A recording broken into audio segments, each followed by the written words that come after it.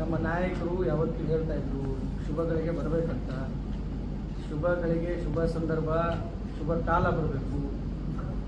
ಆ ಸಮಯ ಹತ್ತಿರ ಬಂದಿದೆ ಅಂತ ನಮಗೆ ಅನಿಸುತ್ತೆ.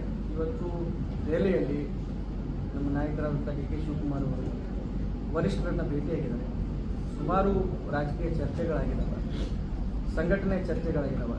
ಕರ್ನಾಟಕ ರಾಜ್ಯದ ವಿವಿಧ ಸಂಘಟನೆಗಳ ಬಗ್ಗೆ ಚರ್ಚೆ ಆಗಿದ್ದಾವೆ. ಯಾಕಂದರೆ ಮಾರ್ಚ್ 10ನೇ ತಾರೀಕು 6 ವರ್ಷ ಅವರು ಕಂಪ್ಲೀಟ್ ಆಗ್ತಾರೆ. ಈ ಒಂದು KPCC ಅಧ್ಯಕ್ಷರಾಗಿ 6 ವರ್ಷಗಳನ್ನು ಕಂಪ್ಲೀಟ್ ಮಾಡ್ತಾ ಇದ್ದಾರೆ. 100 ಕಾಂಗ್ರೆಸ್ ಭವನಗಳಿಗೆ ಅಡಿಗಲ್ ಸಮಾರಂಭ ಮಾಡಬೇಕಂತ ಅವ್ರ ತಲೆಯಲ್ಲಿದೆ. ಆಮೇಲೆ ಅಸ್ಸಾಂ ಚುನಾವಣೆ ನಿಮಿತ್ತ ಕೂಡ ಸಾಕಷ್ಟು ಚರ್ಚೆಗಳಾಗಿದ್ದಾವೆ. ಒಟ್ಟಾರೆ ಈ ಸಾರಿಯ ಒಂದು ದೆಹಲಿ ಪ್ರವಾಸ ಯಶಸ್ವಿಯಾಗಿದೆ ಅಂತ ಹೇಳ್ತೀನಿ.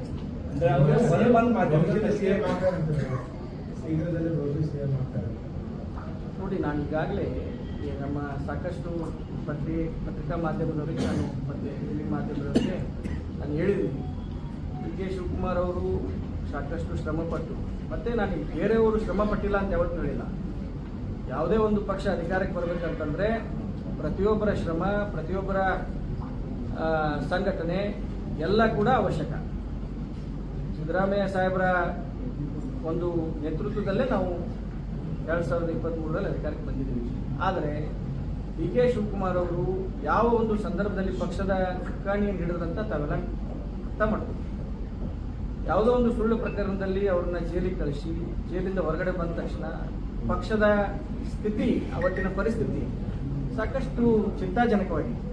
ಅಂತ ಒಂದು ಪರಿಸ್ಥಿತಿಯಲ್ಲಿ ಪಕ್ಷದ ಚುಕ್ಕಾಣಿಯನ್ನು ಹಿಡಿದು ಕೋವಿಡ್ ಸಮಯದಲ್ಲಿ ಅವರು ಯಾವ ರೀತಿ ಕರ್ನಾಟಕದ ಜನರ ಜೊತೆ ಅವರ ಆತ್ಮಸ್ಥೈರ್ಯವನ್ನು ತುಂಬಲಿಕ್ಕೆ KPCC ಅಧ್ಯಕ್ಷರಾಗಿ ನಮ್ಮನ್ನೆಲ್ಲರನ್ನೂ ಸಂಘಟನೆಗೆ ದುಡಿಸಿ, ವಿರೋಧ ಪಕ್ಷದಲ್ಲಿದ್ದರೂ ಕೂಡ ಆಡಳಿತ ಪಕ್ಷದವರಿಗಿಂತ ಹೆಚ್ಚಾಗಿ ನಾವು ಕಾಂಗ್ರೆಸ್ ಪಕ್ಷದ ಕಾರ್ಯಕರ್ತರಿರ್ಬೋದು, ನಾವು ಕೆಲಸ ಮಾಡ್ಲಿಕ್ಕೆ ನಮಗೆ ಕಾರ್ಯಕ್ರಮಗಳನ್ನು ಕೊಟ್ಟರು. ಕೋವಿಡ್ ಸಂದರ್ಭದಲ್ಲಿ ಕಾರ್ಯಕ್ರಮಗಳನ್ನು ಕೊಟ್ಟರು. ಮೇಕೆದಾಟು ಯೋಜನೆ ಇರ್ಬೋದು, ಭಾರತ್ ಜೋಡೋ ಪಾದಯಾತ್ರೆ ಇರ್ಬೋದು. ತದನಂತರ ಏನು ಚುನಾವಣೆಯಿಂದ 6 ತಿಂಗಳ ಮುಂಚೆ ನಮ್ಮ ಏನು ಪ್ರೋಗ್ರಾಮ್ಗಳು ಸ್ಟಾರ್ಟ್ ಆದವು, ಪ್ರತಿಯೊಂದು ಹಂತದಲ್ಲಿ ಕಾಂಗ್ರೆಸ್ ಪಕ್ಷಕ್ಕೆ ಹೊಸ ಚೈತನ್ಯವನ್ನು ತುಂಬುವುದರಲ್ಲಿ ಡಿ ಕೆ ಶಿವಕುಮಾರ್ ಅವರ ಪಾತ್ರ ಅತಿ ಮುಖ್ಯವಾಗಿದೆ.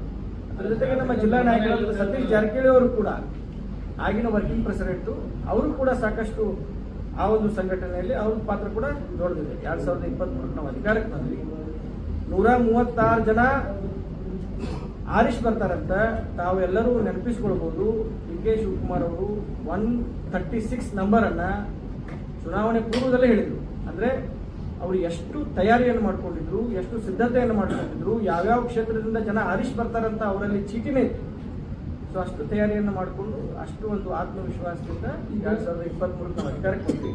ಅದಕ್ಕಾಗಿ ಡಿ ಕೆ ಶಿವಕುಮಾರ್ ಅವರು ಈಗ ರಾಜ್ಯದ ಮುಖ್ಯಮಂತ್ರಿ ಆಗಬೇಕಂತ ನಮ್ಮೆಲ್ಲರದ್ದು ಬಯಕೆ ಇದೆ, ರಾಜ್ಯದ ಜನರ ಬಯಕೆ ಇದೆ, ಕಾಂಗ್ರೆಸ್ ಪಕ್ಷದ ಪ್ರತಿಯೊಬ್ಬ ಕಾರ್ಯಕರ್ತರದ್ದು ಬಯಕೆ ಇದೆ ಅಂತ ಹೇಳಿ ಬಯಸ್ತಾರೆ.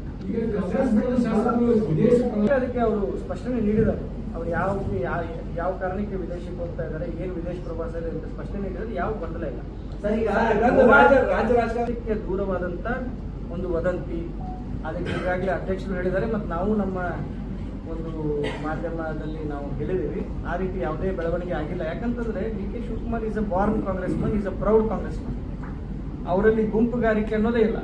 ಗುಂಪುಗಾರಿಕೆ ಮಾಡಬೇಕು, ಪಕ್ಷದ ಮುಜುಗರಕ್ಕೆ ಹಾಕಬೇಕು ಅಂತ ಒಂದು ಮನೋಭಾವ ನಮ್ಮ ಅಧ್ಯಕ್ಷರಲ್ಲಿ ಯಾವತ್ತೂ ಇಲ್ಲ. ಪಕ್ಷ ಒಂದು, ನಮ್ಮ ಮನೆ, ಎಲ್ಲರನ್ನೂ ಜೊತೆಗೆ ಕರ್ಕೊಂಡು ಹೋಗ್ಬೇಕು ಅಂತ ಅವರು ಮನೋಭಾವನೆಯಿಂದ ಈ ಪಕ್ಷವನ್ನು ಕಟ್ಟಿದ್ದಾರೆ. ಯಾವುದೇ ರೀತಿಯ ಗುಂಪುಗಾರಿಕೆ ಇಲ್ಲ ಮತ್ತು ಯಾವುದೇ ರೀತಿಯ ರೆಸಾರ್ಟ್ ರಾಜಕಾರಣ ನಮ್ಮ ಪಕ್ಷದಲ್ಲಿಲ್ಲ ಅಂತ ಹೇಳಿದ್ದಾರೆ. ನಮ್ಮ ಹೈಕಮಾಂಡ್ಗೆ ಎಲ್ಲರೂ ಕೂಡ ನಾವು ತಲೆ ಬಾಗಲೇಬೇಕು. ನಾವು ನೋಡಬೇಕು, ಸಿದ್ದರಾಮಯ್ಯ ಸಾಹೇಬರು ಕೂಡ ಹೈಕಮಾಂಡ್ ಹೆಸರೇ ತಗೊಂಡಿದ್ದಾರೆ. ನಮ್ಮ ನಾಯಕರಾದಂಥ ಡಿ ಕೆ ಶಿವಕುಮಾರ್ ಅವರು ಕೂಡ ಹೈಕಮಾಂಡ್ ಹೆಸರೇ ತಗೊಂಡಿದ್ದಾರೆ. ಎಲ್ಲ ಹಿರಿಯ ನಾಯಕರು ಹೈಕಮಾಂಡ್ ನಮಗೆ ಯಾವ ರೀತಿ ಮಾರ್ಗದರ್ಶನ ಕೊಡ್ತಾರೆ, ಆ ಹೈಕಮಾಂಡ್ ಮಾರ್ಗದರ್ಶನದ ಮುಂದೆ ನಾವು ತಲೆ ಬಾಗ್ತೀವಿ ಅಂತ ಹೇಳಿದ್ದಾರೆ.